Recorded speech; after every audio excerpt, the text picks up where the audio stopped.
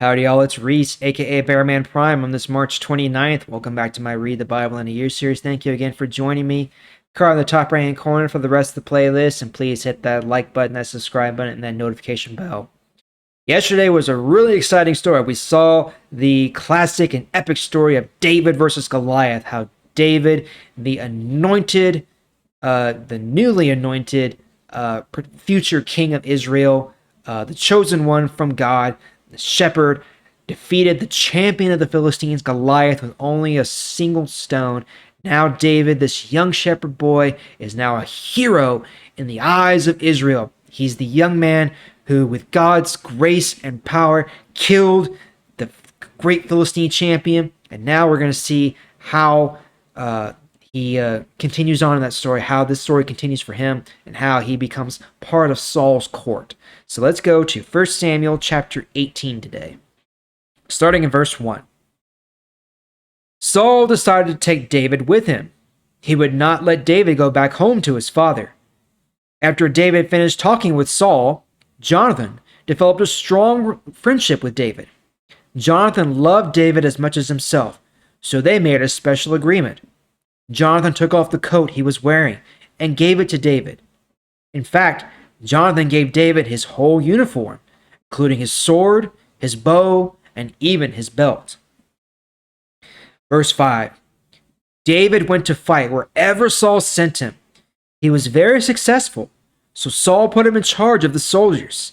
This pleased everyone, even Saul's officers. David would go out to fight against the Philistines.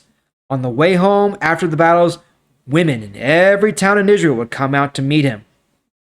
They sang and danced for joy as they played their tambourines and lyres. They did this right in front of Saul.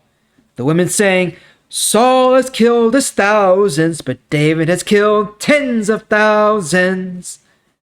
This song upset Saul, and he became very angry. Saul thought, the women give David credit for killing tens of thousands of the enemy, and they give me credit for only thousands. A little more of this, and they will give him the kingdom itself. So from that time on, Saul watched David very closely. Verse 10. The next day, an evil spirit from God took control of Saul, and he went wild in his house. David played the harp to calm him as he usually did, but Saul had a spear in his hand. He thought, "I'll pin David to the wall." Saul threw the spear twice, but David jumped out of the way both times. The Lord had left Saul and was now with David, so Saul was afraid of David. Saul sent David away and made him a commander over 1,000 soldiers. This put David out among the men even more as they went into battle and returned. The Lord was with David, so he was successful in everything. Saul saw how successful David was and became even more afraid of him. But all the people in Israel and Judah loved David because he was out among them and led them into battle. Verse 17. One day Saul said to David, "Here is my oldest daughter, Merab. I will let you marry her. Then you will be like a son to me, and you will be a real soldier. Then you will go and fight the Lord's battles." Saul was really thinking, now I won't have to kill David. I will let the Philistines kill him for me. But David said, "I am not an important man from an important family. I can't marry the king's daughter." So when the time came for David to marry Saul's daughter, Saul let her marry Adriel from Meholah. People told Saul that his daughter Michal loved David. This made Saul happy.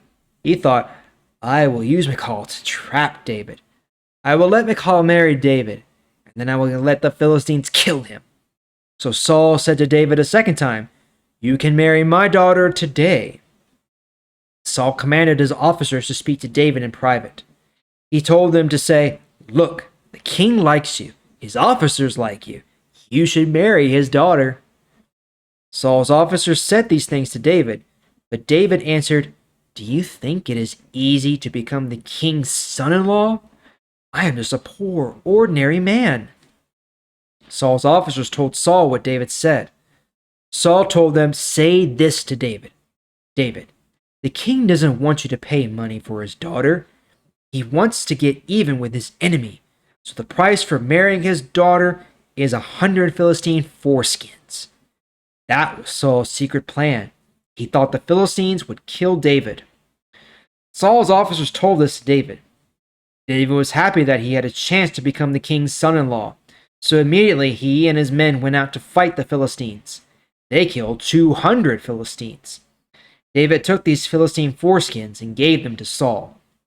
He did this because he wanted to become the king's son-in-law. Saul let David marry his daughter Michal. After he saw the Lord was with David, and he also saw that his daughter Michal loved David.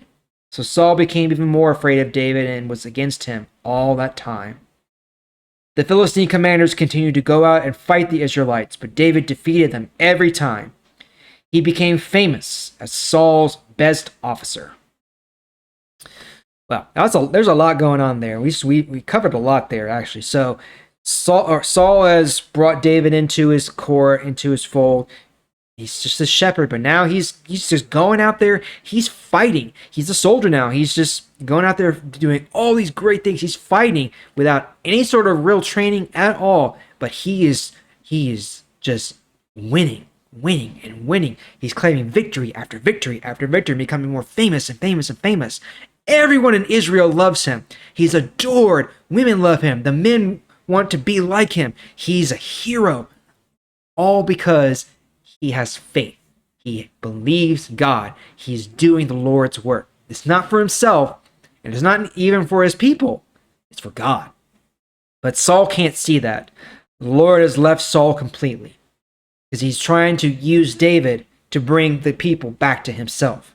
He wants to use David, a man after his own heart. Saul is just the instrument in this unfortunate circumstance. God uses all types, and unfortunately Saul is the instrument of this. And we see this. So we see how Saul is overcome by his evil desires. God lets these evil desires consume him. And we see how typically he's able to assuage these desires when David plays his harp. David is an accomplished musician, a harpist. He writes a lot of songs too. We see in the book of Psalms later on. But then we see this one example where even with the harp playing, Saul is overcome by such rage and anger and sin that he tries to kill David, throwing his spear against the wall. And then he plots to try to get him killed, because if he doesn't have to do it, he lets the Philistines do it for him, and then he doesn't have to worry about it. His hands are clean, and so he stays on the throne. He's so desperate to stay on the throne and to keep the glory for himself instead of giving it to God. And so he tries to marry him off to his eldest daughter, but David's like, no, I can't do that. I can't become the king's son-in-law. That's way too much for me, because at that time, usually, especially depending on how well the families are, especially in this case, a royal family, you have to pay to have their child marry you. So David, in their custom, I believe, would have to pay a lot of money typically in order to marry Saul's daughter originally. So I was like, no. And Saul's like, okay, so you won't marry her, but I see you like my other daughter, Michal. She likes you too. All right, you can marry her, and I'll waive any fees if you can bring me, and this is, pretty graphic, but unfortunately that's what it was. That's what it says. 100 Philistine foreskins. Yuck. Okay. And so David's like, all right, I can do that, because now he didn't have to pay. Now he can become the king's son-in-law, marry the woman that he wants, but by doing what he's already been doing. And so he goes above and beyond and brings 200 foreskins to Saul. So now David is officially Saul's son-in-law, and he has set himself up to become the king of Israel in a more legitimate sense. Not only is being anointed by God, but now he has the legal right as part of Saul's family. All right, so now we're going to end it there, and we're going to pick it up tomorrow in chapter 20. Thank you again for joining me. I sure do appreciate it. See you tomorrow.